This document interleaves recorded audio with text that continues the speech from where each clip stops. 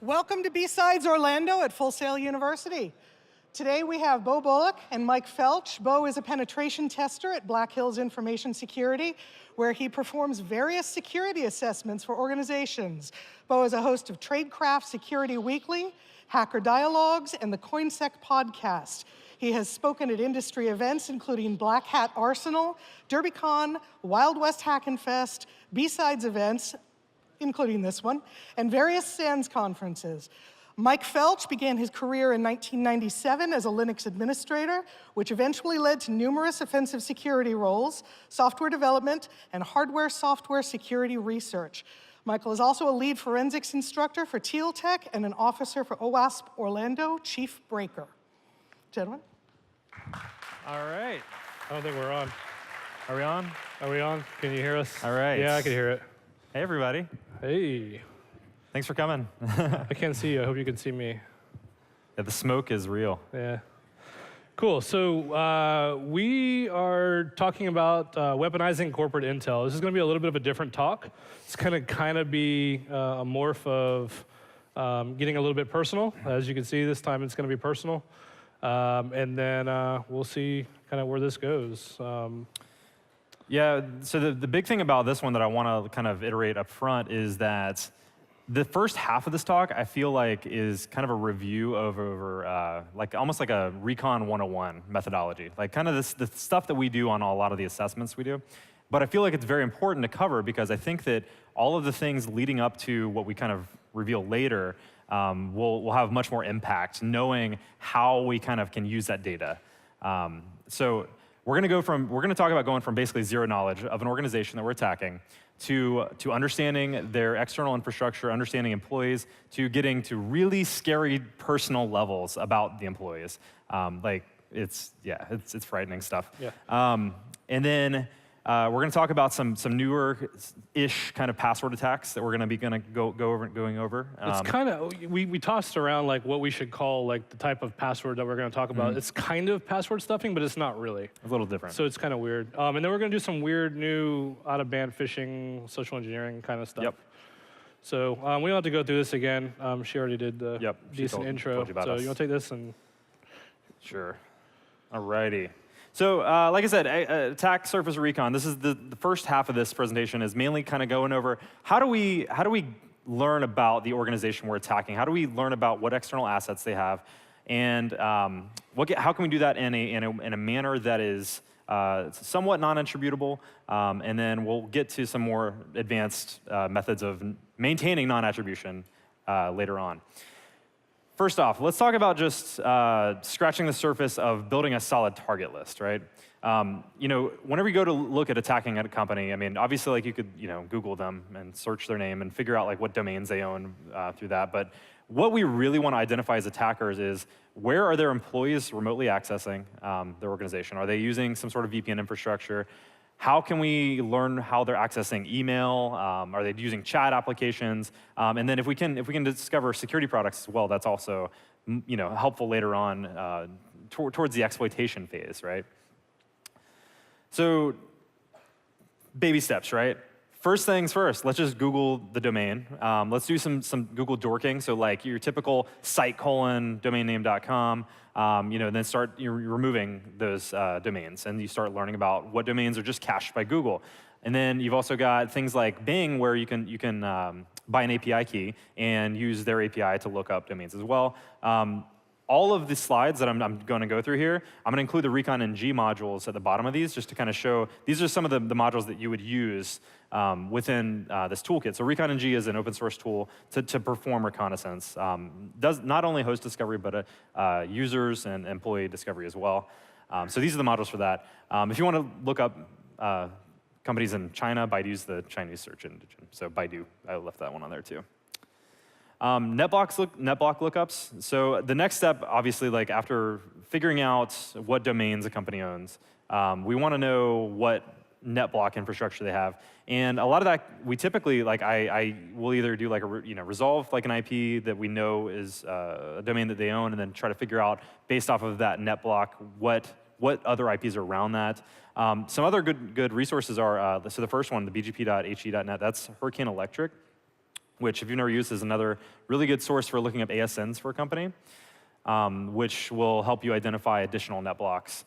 And I used MX Toolbox, that site there, quite a bit whenever I'm just looking up like a single IP and I want to determine what Netblocks are associated with that single IP.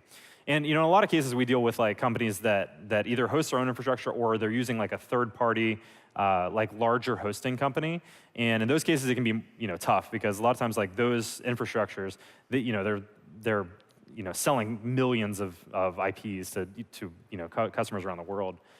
So it can be kind of hard to identify, but in a lot of cases, we can kind of like gather at least an idea around the subnets close to where they're at.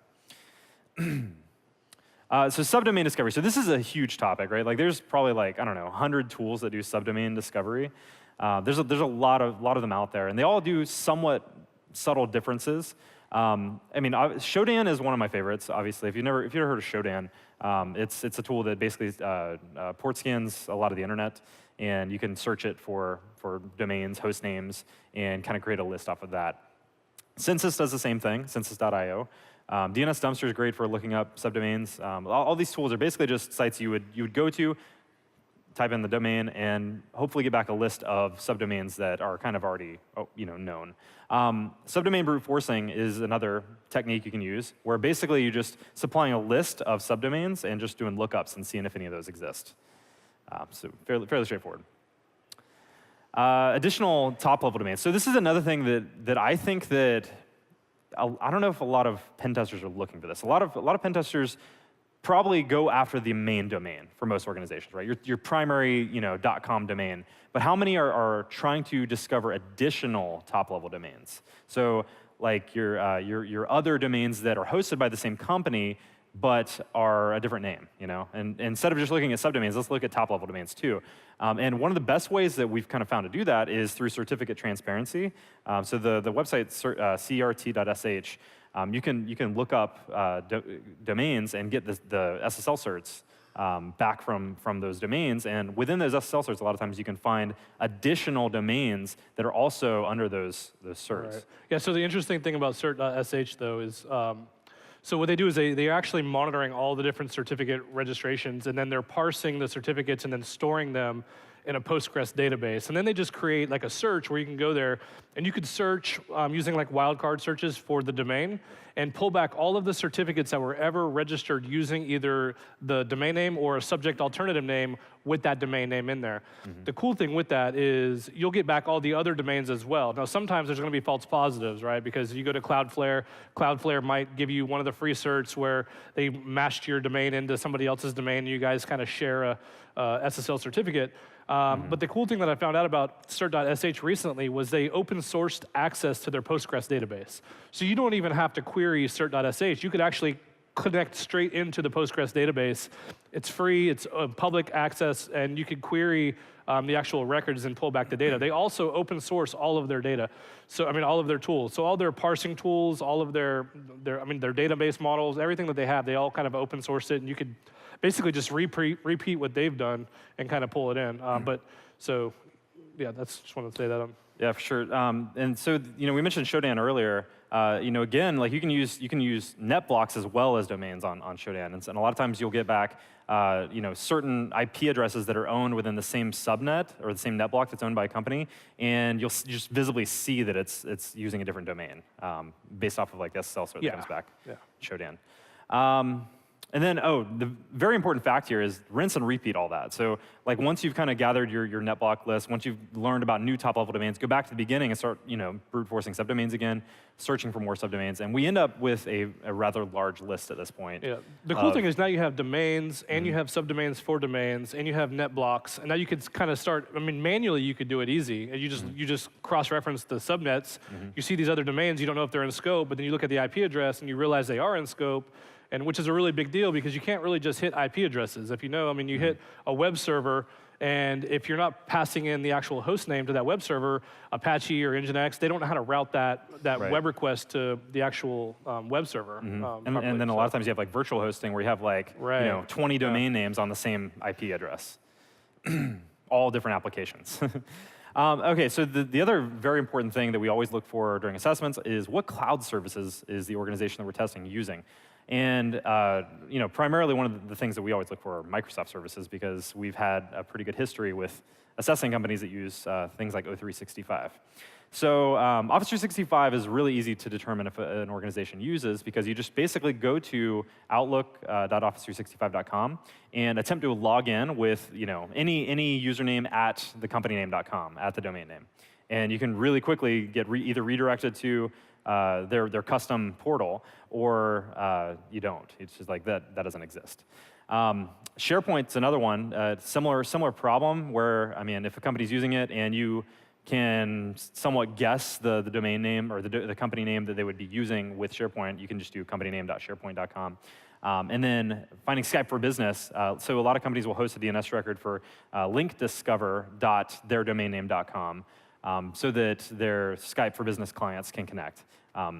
And that's another one that we look for as well because Link, as well as the other Office 365 services, we target heavily because a lot of those are connected to AD, to Active Directory.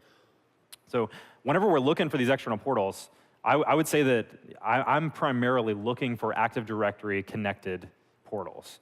If we're looking at think of like any other type of web service portal like Tomcat, any other standard portal, a lot of that stuff isn't technically connected to the internal infrastructure and is not necessarily that useful to me unless it's like default credentials on Tomcat and then log in and upload the WAR file and stuff.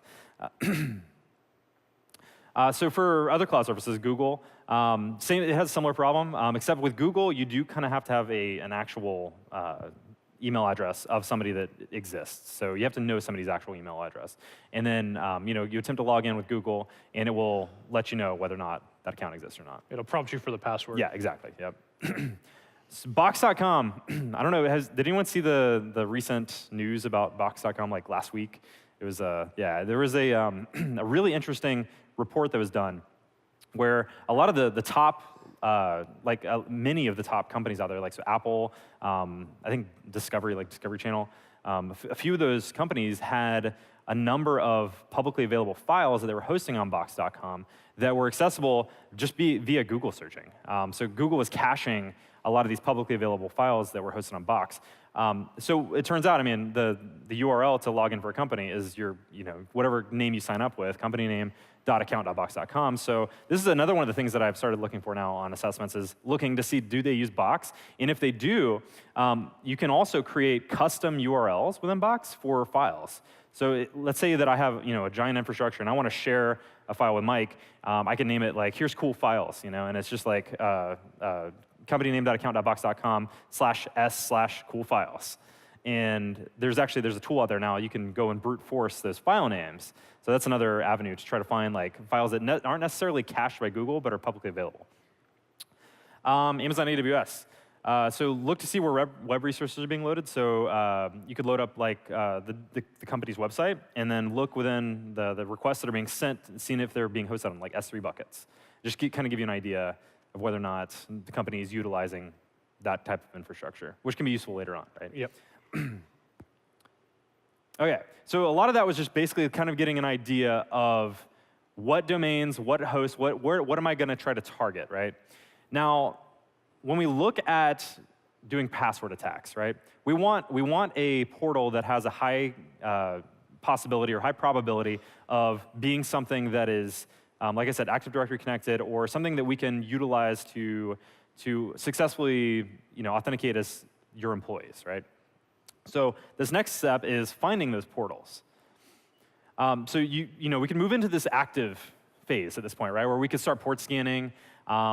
In my case, what I typically do is I just scan for the web ports, like common web ports, like 80.443. I put 2381 in here just because that's HP System Management homepage, and I've had pretty good luck finding various vulnerabilities with HP System Management homepage. 8080, 8443. So those are some of like the more common ones that we see. And after you kind of get that port scan list, so like with Nmap, you could output it to an XML file, and take that XML file and now feed it to Eyewitness. So Chris Trunser wrote this amazing tool, which I'm sure many of you have used, where basically it performs screenshotting for you of web applications. So on assessments, we'll do assessments where we have like 1,000 web servers, and it's like I could literally go browse them myself and spend the rest of my life just manually looking at these web pages, or I can just have a tool automate the screenshots, put it in a nice HTML format, and I can just kind of scroll through it quickly. And that, what I've found through doing that is I'm able to find interesting stuff faster, right? Things that I want to actually go attack. And what I do with that like list of 1,000 screenshots now is I'll start making another list of just interesting things that I might have like a kind of an idea like what they might be hosting there, or something that I'm intrigued to see what else is there. Like a lot of times we'll find like let's say a server that has just like a default Tomcat install. We can throw that in another list, and then we'll use it with a secondary brute force of files and directories, which I'm going to talk about next. So Steve Borosh wrote a PowerShell script that's part of PowerShell Empire called Find Fruit, and when he wrote that, the idea was that you could pass it a netblock, and so this would be like for like an internal assessment, right? And you could pass it a netblock, and it would just try to look for like the top like 10 files, like interesting files, things like your Tomcats, your various portals, Cold Fusion, that kind of stuff that are on an internal network, so that if you were to try to look for things that might have vulnerabilities, those might be the things you go look for. So I kind of wanted something similar to that, but at scale for external. So I modified his script, and I called it Brute Fruit. And basically, what it does is you pass it a file list and a URL list. So like I know, I have 50 web servers or 100 web servers that I know that I want to brute force files on them, but I don't want to like manually go and use like dirbuster or derby or wfuzz against each one of them individually. I want to do it at scale against all of them and then just see the output. So that's what this is. And I've got a quick demo, which we'll play, of how that works.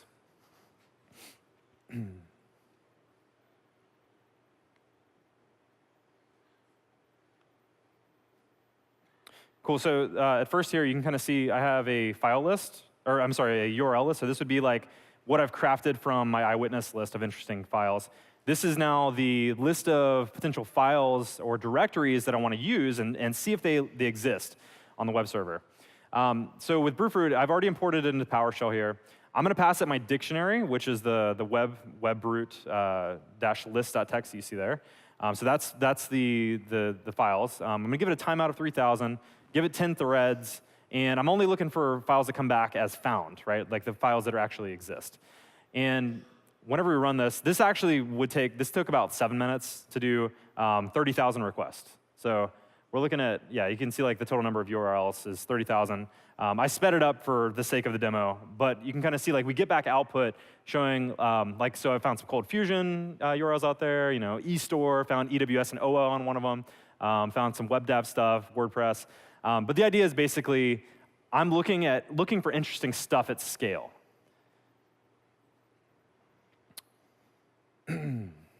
So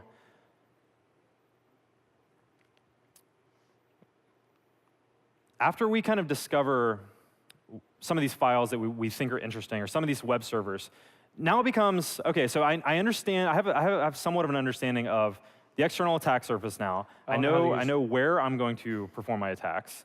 You're going to have to jump ahead. I don't know how to use PowerPoint. Oh. I'm not a Microsoft person. I have no idea.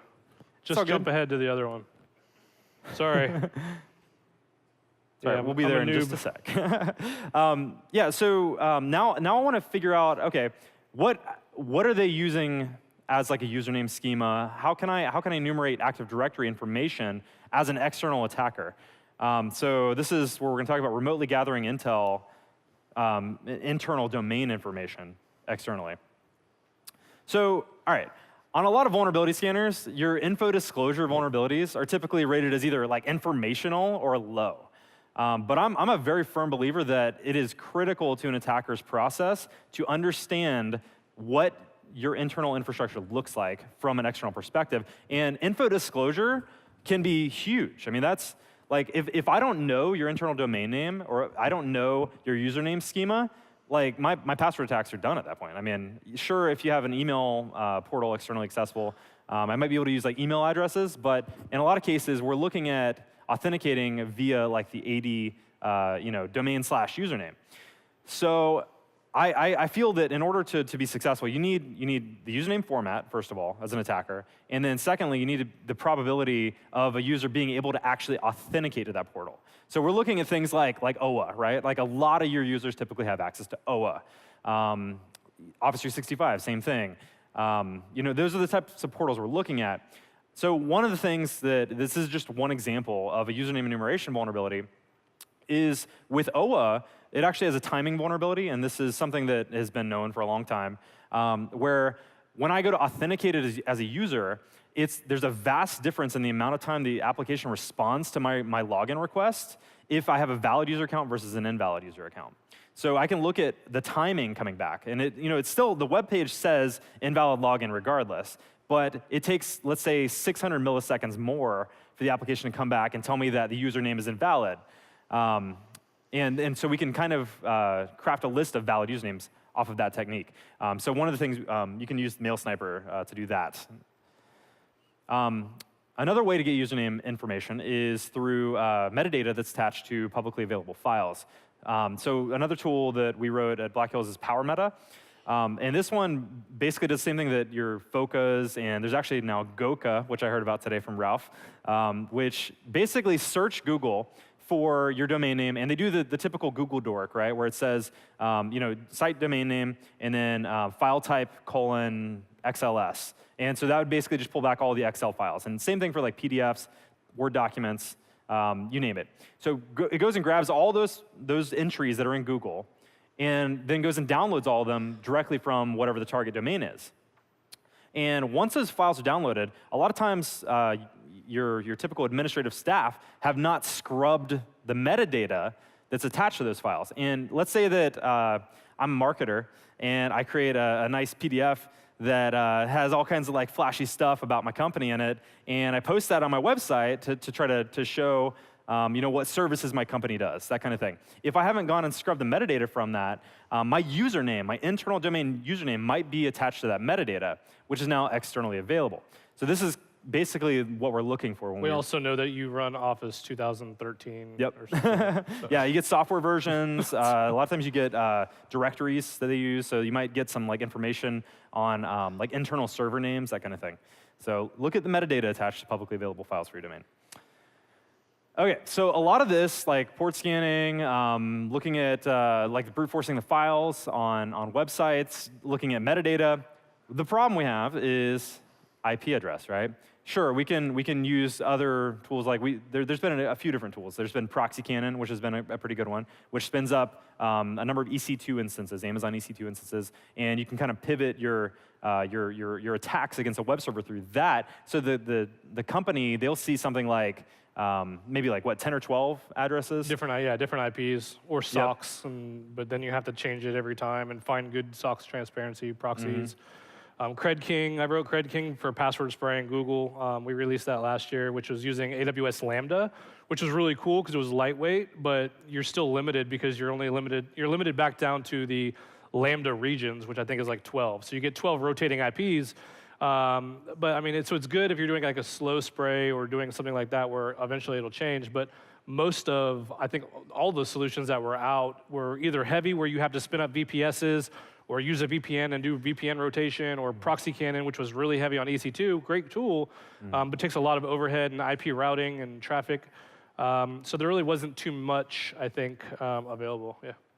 So I spent a little bit of time trying to solve this problem, and obviously a lot of problems boil back down to the IP address, because most of the threat modeling is going to look at IP addresses, most of the logging is IP addresses. So yeah, we have really great SIMs and all these magic dashboards and single pane of glass cool things, but the problem is, once we start looking at it from the IP perspective, it's really hard to rotate that. So doing some research, actually, I was doing some research with Lambda, and I spoke with actually Ralph May, and he was like, dude, why don't you just use API Gateway?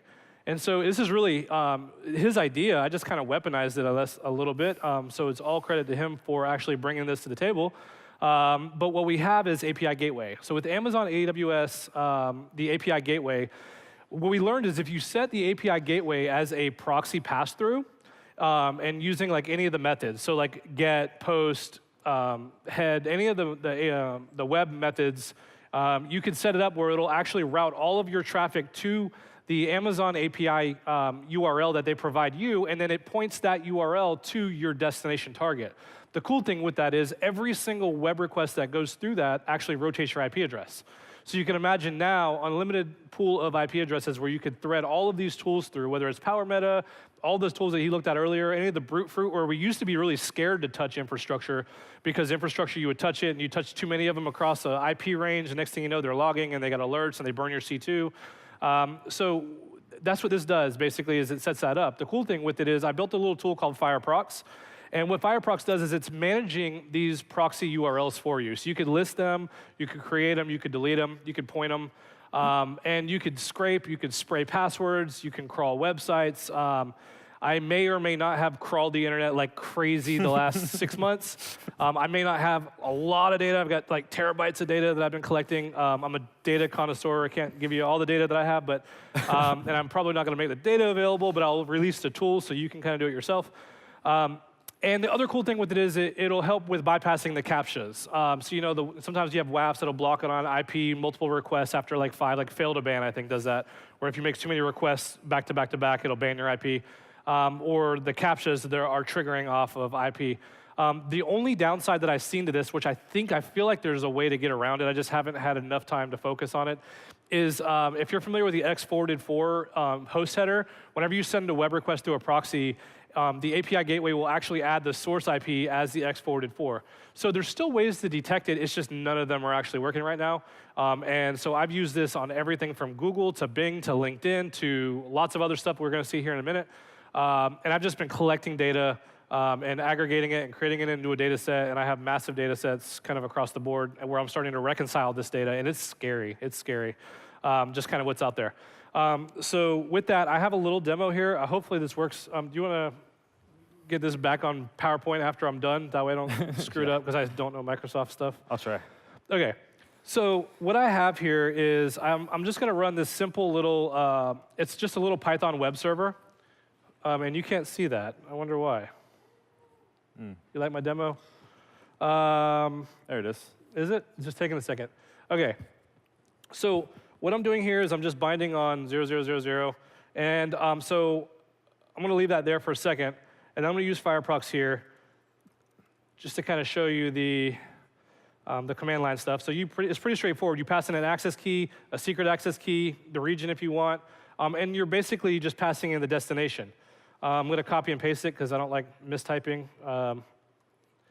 And so I'm going to go ahead and just create a new proxy. I'm going to point it at besidesOrlando.ezrareport.com. It was just some domain that I had floating around. Yes, this is going to be live, so feel free to troll, rickroll, whatever you want to do. OK, so what I just did was I created it. And if you look right here, you'll see that now this new URL right here is now pointing at besidesOrlando.ezrareport.com. So if I make a web request, wait for it to catch up. OK, cool. To whatever I want, you're going to see my IP. Don't hack me. This is my tether IP. Don't screw me up here. OK, so you see the IP over here on the far left. And so for some reason, when you use Python, it shows like 2 different line entries for each request. It's just kind of stupid, but it's how it goes. So, so I wrote another little tool that it's really small. It's just like similar to what he just showed, but it's called Brute, Python Brute. It's super small. It's just like this little open file. It's going to go through, take the URL, you pass it, and try to brute force the stuff. And I'm going to run this and just let this ride. And you're going to see IP is going to rotate on the left for each one, assuming I hit enter, which I didn't. I did. Maybe the demo's not working. I'm already denial of service. You guys killed me. And it's dead. And it's dead. I don't know.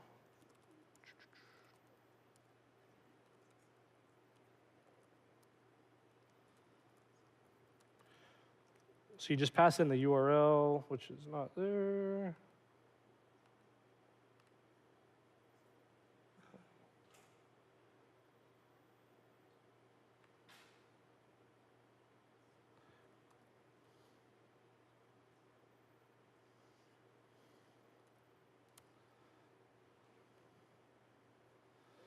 And do I have internet?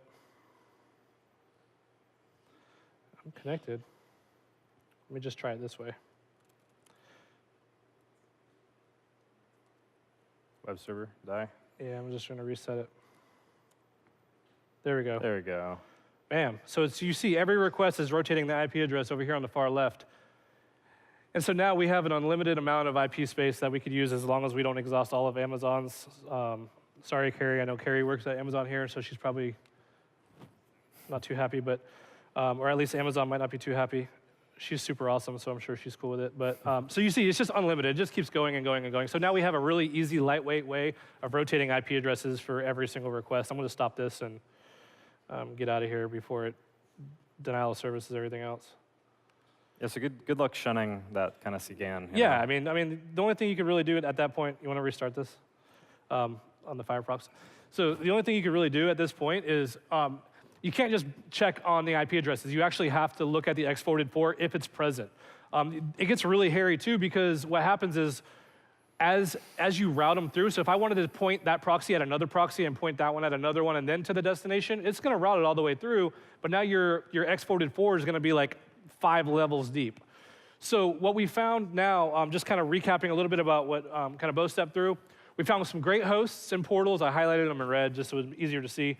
We also have identified running services, so now we know kind of where the portals are, what hosts are out there running. We've also got target servers in sight. We just need to start finding employees, and this is kind of where we move into the more of the personal approach. This is kind of the nuts and bolts of everything coming together. So I wanted to introduce this concept that we've been calling social trust attacks internally. I don't really know what to call it. I mean, I've seen it where we've targeted organizations directly, we've targeted employees of it, but we've never actually seen it where where employees are being personally targeted with their personal information in order to compromise the organization. So what we're going to do is we're going to kind of walk through how do we breach an organization with employee personal data. Because most employees aren't really trained on that, right? I mean, you might be trained on looking at documents or not clicking links or looking at the red flag on the sender or whatever. Some of them, the more versatile or more technical savvy people might look at email headers. But we have now a whole new type, 2 different types of attacks. If we could solve the problem of can we identify the employees, which I think is pretty much straightforward, and can we identify relationships of the employees? This is really where it starts to get really interesting. And then what about personal emails? Can we find personal emails of the employees? And so the way we started going down this road is the obvious way that when you're identifying employees of an organization. LinkedIn. I mean, everybody goes to LinkedIn. We scrape LinkedIn employees. We generate these massive lists of people. Or we'll go to Google and Bing if we don't want to hit LinkedIn directly, and we'll say, hey, Google, give me all the employees that you know, site:/linkedin.com/n, and then in double quotes, the company name, and you'll get back a whole list of employees. Grab the first name and last name of those profiles that come up. That's normally what we would do, but this time what we want to do is we want to take it a step further. We also want to grab the city and the state of where that employee is at, or at least general vicinity, but usually the city and state is perfect. What we'll do from there, we'll take that email or that first name and last name, and we'll go to somewhere like Hunter.io or Rocket Reach, and it'll tell us these are the format for this employee. I mean, for this organization. It might be like first letter dot last name or first letter last name at companydomain.com. But we'll find that format because by doing that and using a tool that I think Beau wrote, Email Address Mangler, we could take the first name, last name, and format and generate the company email address. More data, right? So now we have lots of information. We have first name, last name, city, state, company email, portals, and it just gets more and more and more. So what we want to do now is we want to get PII. We want to get more personal information of these employees. We want the personal email addresses of the employees. We want to know their relationships. And what I've learned in my research so far, and I hate it, it's disgusting how big this industry is, but the people data brokers industry is actually huge. They give you everything. They buy, sell, they trade the data, they give the data for free. You got places like truepeoplesearch.com. If you haven't been there, you should go there and just do yourself. Like put your name in, your city and state, and see what comes up. I guarantee you're gonna find yourself. If you're not on the first page, you'll probably be on the first page if you're not the only one, depending on how unique your name is. But what we end up getting from that is we get all the PII plus personal email addresses of those people. Now, I've seen people talk about like, well, yeah, but there's gonna be people like John Smith in Tampa, Florida, that's gonna be really common. Well, yeah, it's gonna be common, but you're also gonna find a lot of people that aren't common. And the accuracy by using the city, state, first name, and last name is really accurate. Like, it gets deep and down. It gets so accurate that I'll talk about the next one in a minute. I put these slides in the wrong order. But this is a list of people sites that I added real quick. You want to take a picture of this. This is only the top 15. I highlighted the very first one in the beginning because in my research, I learned that all of these sites, and some of these are probably familiar to you, like Pipple, Intellius, they all use the same data. So People Finders has sourced this data, and it's ridiculous. I'm just showing you the people data right now, but it gets really bad. And they've aggregated it, and they've built an API around it, and they sold it and gave it away and traded it to their partners. And you have to go through and kind of start opting out. So you want to take that screenshot. I'll release the slides too, but there's more, right? So People Finders also grabbed business data, like the census data, voter data, criminal data, debt data, eviction. We always hear about this. We always hear about the data collection. We see the Cambridge Analytica using it with Facebook and stuff. But to actually see how bad this people data industry is and coming together, it started to get me kind of a little bit worried because the data is just incredible. Now imagine this going in the direction of targeting somebody. That's what we're going to do. The first thing that we're going to do is we're going to look at those personal email addresses that we had. Well, I think a lot of people have this now, the collection number 1 through 5 from all the database leaks where all the passwords are decrypted, and you have the email and passwords, right? So what we do is we took all of the company emails for all of their personal email addresses for all their employees, and we reconciled it with the password breaches. I think we have like 2 billion credentials in, in our database. We have 2 billion plain text credentials that all we have to do is query on these email addresses, and now we have all of the personal passwords for all of the employees. Now, a lot of people reuse passwords. I mean, I've reused passwords. I know everybody in here has probably reused passwords, even if you don't want to admit it, at one point or another. And so you can imagine how this is going to start going. And so when we reconciled it, we're starting to now say, okay, well, now we have the corporate email address, and we have their personal passwords. What if we just start reusing their personal passwords on their company email on the web portals? And it's crazy bad. It's just really bad across the board. So, and that's basically the first password. So it's not really password stuffing, because password stuffing is just taking a bunch of credentials and trying them on a bunch of different websites. It's not password brute forcing, because that's kind of like trying a bunch of different passwords. It's also not really password spraying, because I mean, I guess it kind of is, but you're not really spraying one password against all the users. And so it's really more of that's why we called it a social trust attack. I don't know what to call it, but it's definitely not anything that's out there. Yeah, and with the multiple accounts, right? Like, so if a person has, like, let's say on average 3 to 5 personal email addresses or somewhere around there, and we know about those and we search those, you know, employee addresses, right? Like your typical employee address, they don't commonly use those on external websites. You know, most people are smart enough to like use their public address or their personal address for that kind of stuff. So the breach data has so many more personal accounts than like your typical corporate email. But the thing to consider is that, all right, so let's say we had like, I don't know, 3,000 possible employees, and each of those had 3 to 5 accounts. And you know, we found that each one of those accounts was compromised on multiple websites. We now have like a list of like password history across multiple accounts, across multiple breaches, and we can now start to like craft customized passwords based off of what they've chosen on multiple websites, right? You know, because obviously, like not all websites have the same password policy as your typical AD domain, right?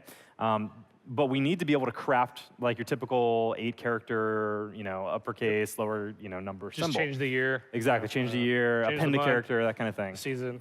So there's a little bit of work there, but I mean, I think, we're probably gonna write an automated tool to do it, Yeah, I think we're gonna move in that. This was just a simple like proof of concept that I was actually, when we were first starting down this road, I wrote this little tool that basically, you just pass in first name, last name, city, and state, and then it goes and it pulls all of the people data and then searches for all of those personal email addresses, pulls all of them back, and then queries all of the breach data and reconciles it and just dumps all their personal passwords.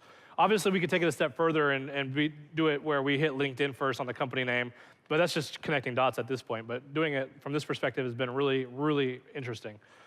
So basically, this is the attack path. We find the portal, scrape the employee name and information, format the company emails, scrape people's sites, get personal passwords, reconcile accounts, and then just hit their portals with their passwords. It's pretty straightforward. So quit reusing passwords. I mean, I think we've been saying that forever, but this actually drives the point home now, because now we're seeing how much more success we're having using personal passwords on corporate sites.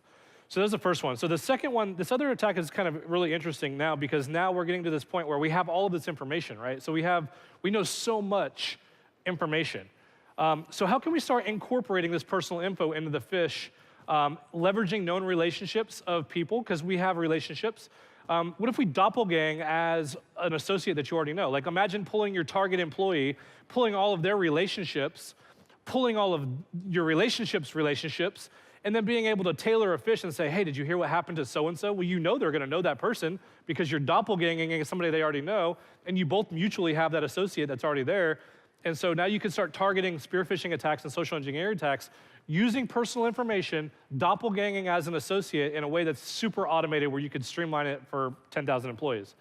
And the other cool thing with this is that it can come from a non-corporate domain. Normally you're looking for, Phishes from @Gmail, and you're saying, no, I'm not gonna block that. But if somebody hits you up personally and says, hey, you know what, I tried to hit you up on your old phone number, but because you have that phone number as well, and you just fill it in the tool, but I didn't hear back from you, so I hope you don't mind me emailing on your corporate domain. You're gonna be more likely and more suspect to follow through with the Phish because it came from somebody you know with information that is accurate, and so it's super personalizable.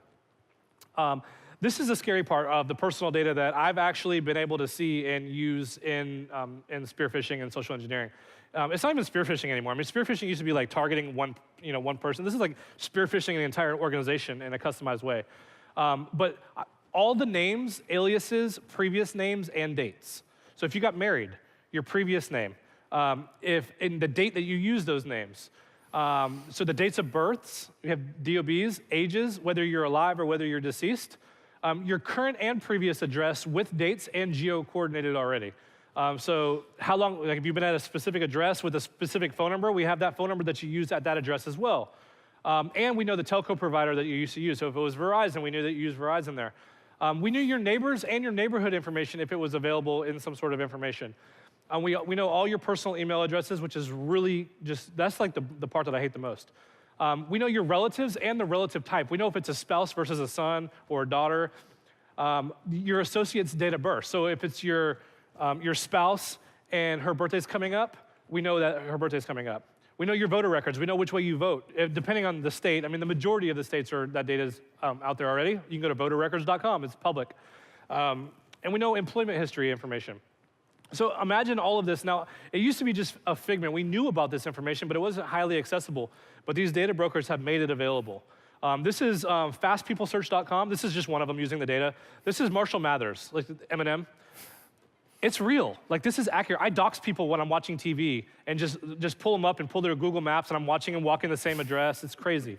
So you see, this is the current address that's there. These are some of the phone numbers, his emails. I have his passwords on his accounts. It's weird. It's just weird stuff. His relationships, Kimberly Mathers, that's interesting. Kim, possible associates, business names. It's all free. I didn't even log in. I just went there. And so that's just the kind of data that you're getting from all of this. Imagine this is a super hyperbolic, exaggerated, personalized Phish, but hey, first name, and just start filling in the blank with these tools. Associate first name, from Lakeland or from Tampa. I haven't talked to you since you lived over on that previous state name that we already know. So just imagine, I mean, this is just more of like giving you an idea of how you could target in a personalized way using the data that's readily available in just a couple web requests. So how do we start preparing and preventing? This is kind of where it gets a little bit interesting. So how do we reduce our digital footprint? I mean, is it a big deal? I mean, do you guys even care? I mean, is it even a big deal for you? I mean, it is for me. So I would say the first thing is watch out for personal emails at work. I mean, if it's coming from somebody that you know, you still be scared about that.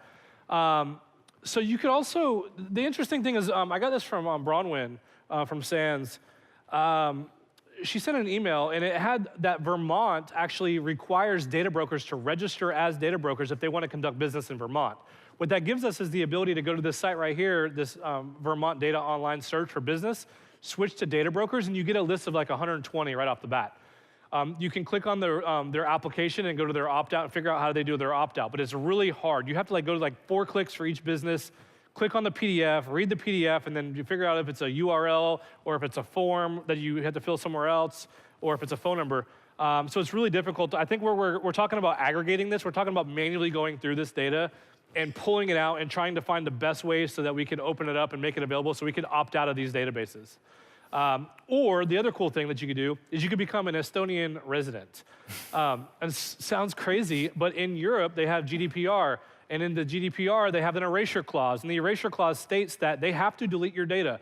And they have to notify the third party so that they can delete your data as well. And they have to do it in a timely manner. So this is where we're going. But with these people databases mirrored everywhere, it's going to be really hard before we actually get to that point. So this is just kind of some of the steps that you could do in order to go in that direction. That's all we had in the presentation. I did add this two little blog posts at the bottom. These are ones that I wrote earlier this week.